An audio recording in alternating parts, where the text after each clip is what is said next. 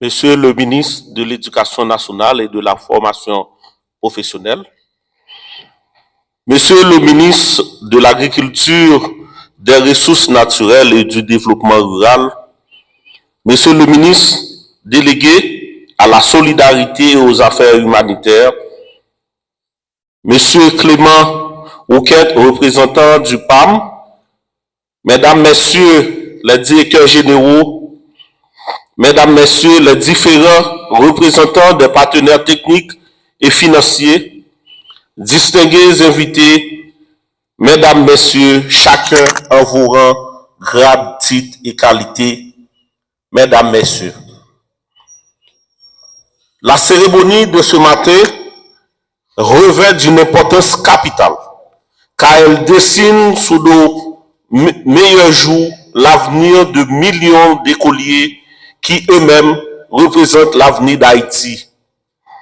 Voilà pourquoi c'est avec un sentiment de grande satisfaction, mais aussi de grand soulagement que je vous accueille ici, en cette matinée du vendredi 18 juillet 2025, à l'atelier de concertation sur la crise alimentaire mondiale et la résilience du programme de cantine scolaire en Haïti.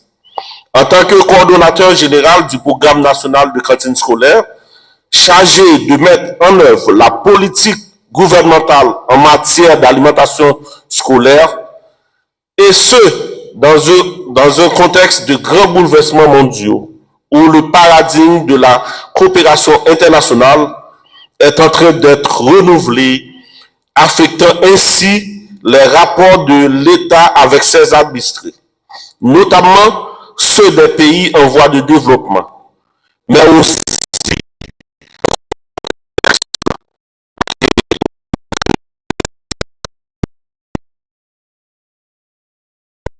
et climatique qui confine près de la moitié de la population haïtienne, soit plus de 5 millions d'Haïtiens dans une situation d'insécurité alimentaire. Cette situation fragilise profondément les ménages et compromet l'accès des enfants à des services de base, en particulier l'éducation. Mesdames, Messieurs, alors que nous assistons à une crise de financement mondial impactant négativement les capacités du PNCS à maintenir dans le court terme ses services pour 100 000 écoliers, le programme national de cantine scolaire connaît des avancées tant en dessert qu'en qualité, mais aussi en termes de levier de développement économique du pays. Car en passant de 1% en 2015 à 70% en 2025 en matière d'achats locaux, le PNCS et ses partenaires peuvent se taguer avec l'aide de nos différents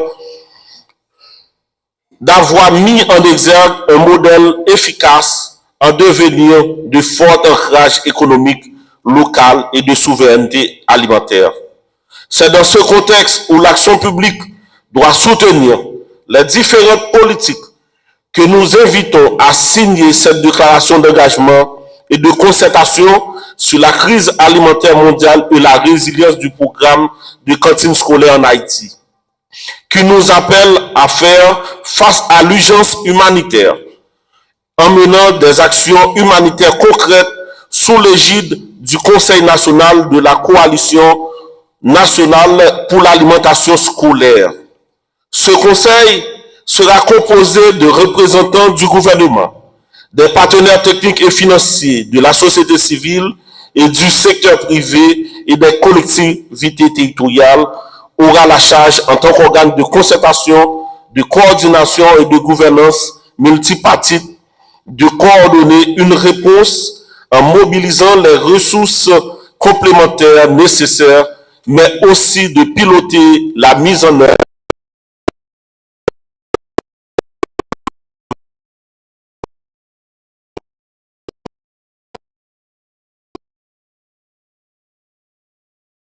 de 4 grandes actions. Premièrement, la mise en place d'un plan d'urgence humanitaire coordonné pour assurer la continuité des repas scolaires dans les zones les plus à risque, afin d'éviter l'interruption des repas pour plus de 100 000 enfants vulnérables. Deuxièmement, la création d'une cellule de crise multi-acteurs chargée d'identifier les zones prioritaires et de lancer un appel à l'international ciblé à la solidarité régionale et mondiale en vue de faciliter la mise en œuvre d'un plan d'urgence humanitaire tel que défini ci-haut. Troisièmement, la mise en place de mécanismes rapides et flexibles de mobilisation et mutualisation des ressources alimentaires excédentaires et invendues au niveau local et national en partenariat avec les agriculteurs et agricultrices, marchés, distributeurs et distributrices et acteurs et actrices humanitaires afin de réduire le gaspillage alimentaire tout en renforçant l'approvisionnement des cantines scolaires pendant la période critique.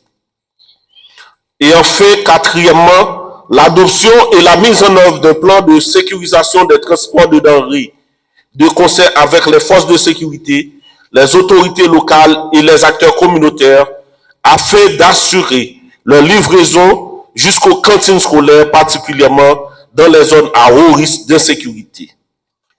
Mesdames, Messieurs, en signant cette déclaration, nous nous engageons à promouvoir à l'horizon 2030 un ensemble de mesures susceptibles d'être déclinées en 5 catégories. La première catégorie consiste à assurer un financement structurant du programme national de cantine scolaire pour une souveraineté alimentaire durable, implique entre autres de renforcer le développement des chaînes de valeur agricoles spécifiques aux besoins de cantines scolaires, d'accroître la contribution et le financement issus du secteur privé en renforçant le partenariat public.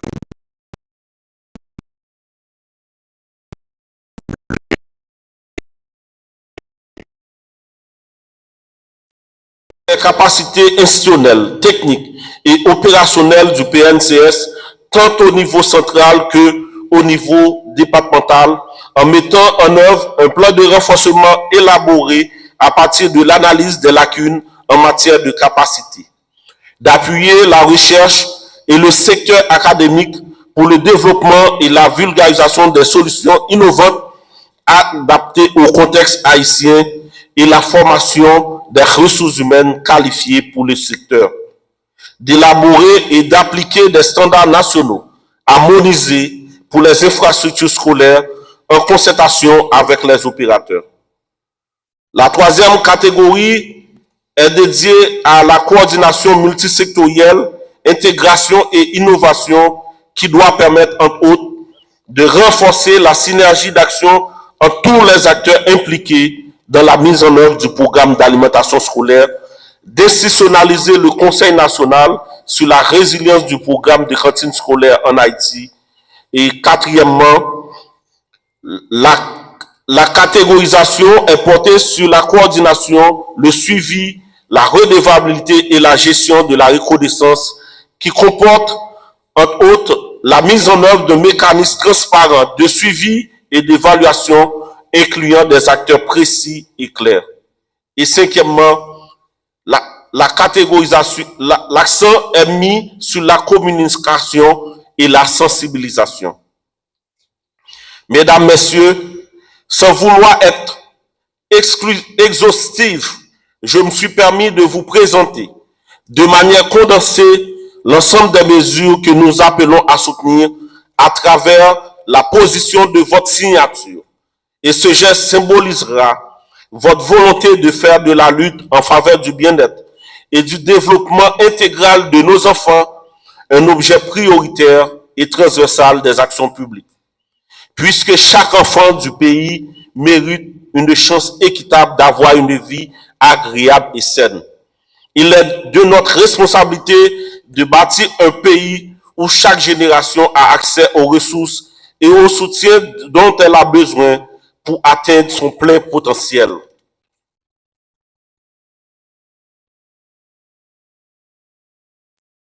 Requiert l'appui de l'ensemble des secteurs. Et le PNCS croit que l'avenir du programme de cantine scolaire en Haïti doit être misé sur la construction de partenaires innovants et efficaces. Alors, encore une fois, merci. Je vous dis merci d'avoir répondu à l'appel et nous vous invitons tous à travailler ensemble et continuer dans la bonne collaboration. Merci.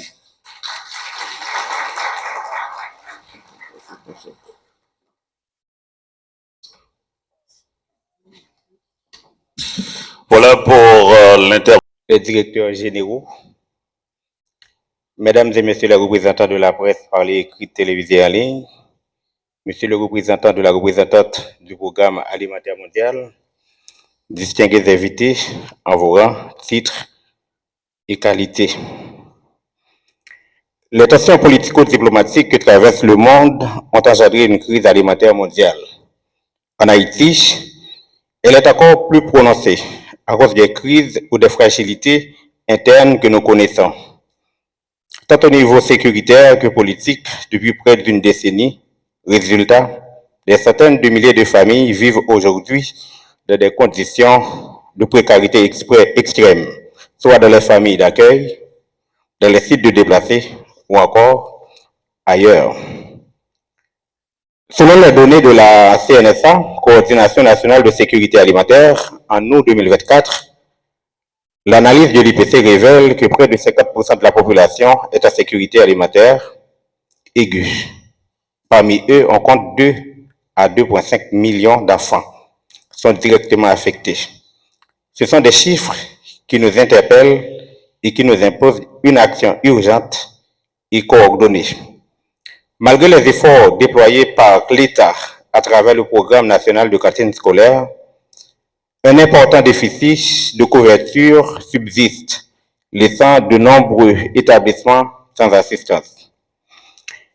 Il nous faut reconnaître cependant que répondre efficacement à ces besoins, que ce soit pour les enfants via le PNCS ou pour la population en général, suppose d'abord la restauration de la stabilité. Stabilité politique, stabilité sécuritaire, conditions préalables à l'investissement, à la croissance et à toute réponse durable à la crise humanitaire. J'aimerais souvent dire, sécurité alimentaire, pas seulement une condition pour dignité monde, et c'est tout un moyen pour renforcer la résilience communautaire avec lien dans la nation. C'est pour ça que nous continuons de déployer dans le niveau gouvernement en pile effort, en pile réponse pour connecter tout secteur pour une réponse durable qui est basée sur collaboration. L'atelier d'aujourd'hui constitue une excellente opportunité pour engager cette dynamique, institutions publiques, société civile et des partenaires techniques et financiers qui réunissent pour évaluer la gravité de la situation et identifier ensemble les réponses prioritaires, en particulier pour nos enfants. Il serait certes légitime, dans le cadre de cet atelier, qui débouchera par la signature d'une déclaration d'engagement, d'éteindre nos efforts au-delà des enfants scolarisés, car les besoins des enfants non scolarisés à l'école sont tout aussi urgents. Mais je considère que cette initiative représente un pas dans la bonne direction. D'autant plus que mon collègue de l'éducation ne cesse de plaider en faveur d'une réduction drastique du nombre d'enfants non scolarisés. Soutenir les cantines scolaires, c'est soutenir l'économie locale, car en atteinte de 100% d'approvisionnement national, mais déjà environ 30% des intrants alimentaires du programme proviennent des productions agricoles locaux, selon les déclarations ou encore les échanges qu'on a déjà eus avec le PAM. Cela contribue à renforcer les filières de production, à créer de l'emploi rural et à stabiliser les économies communautaires. Je salue l'engagement du Conseil présidentiel de transition, du gouvernement, du ministère de l'Éducation nationale et du programme alimentaire mondial et tous les partenaires qui, comme nous, reconnaissent qu'un enfant nourri est une nation nourrie. L'initiative d'aujourd'hui témoigne d'une volonté collective forte. Elle vise non seulement à garantir la continuité du programme, mais aussi à en renforcer la qualité, la couverture et la résilience face aux chocs à venir. Mesdames et messieurs, les chiffres sont clairs, les besoins sont immenses. Les ressources sont limitées, mais la volonté de faire mieux existe. Nous devons continuer à faire front commun. Nous devons agir vite et nous devons agir avec durabilité. Et c'est ça qui fait moins la jodia. Pour moi, mettez rôle ministère bon côté tout acte solidarité à toute l'autre institution pour nous arriver mettre sous pied un bon mécanisme pour nous répondre à besoin de Timonio. Je rappelle, chaque Timon qui mange apprend plus bien. Chaque Timon qui apprend, c'est un acte de changement. Je vous remercie.